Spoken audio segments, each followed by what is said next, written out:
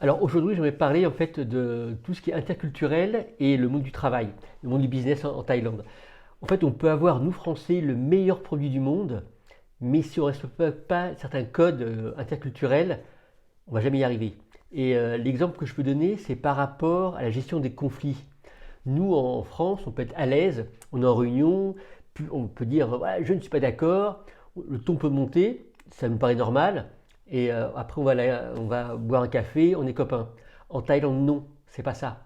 Si jamais justement on perd son sang-froid, on se met en colère, ça peut briser la relation et briser le business. Donc par rapport à tout ça, je peux donner en fait trois petites astuces que j'ai vraiment vécues avec mon expérience en Thaïlande et que j'ai vues dans différentes réunions très concrètes. Donc ces trois points, c'est en fait savoir lire entre les lignes. Vous êtes en réunion, vous voyez que le ton monte, que ça commence un peu à chauffer, commencez un peu à dire voilà, je fais attention à ça, c'est un premier indicateur. Donc je lis un peu entre les lignes comment ça se passe. La deuxième chose, c'est garder un ton neutre et calme.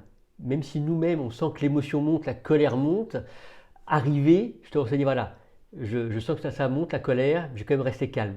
Et le troisième point, c'est le point le plus important en fait, par rapport à la Thaïlande, c'est valoriser la relation par rapport à la transaction. Je répète, c'est on valorise la relation à la transaction.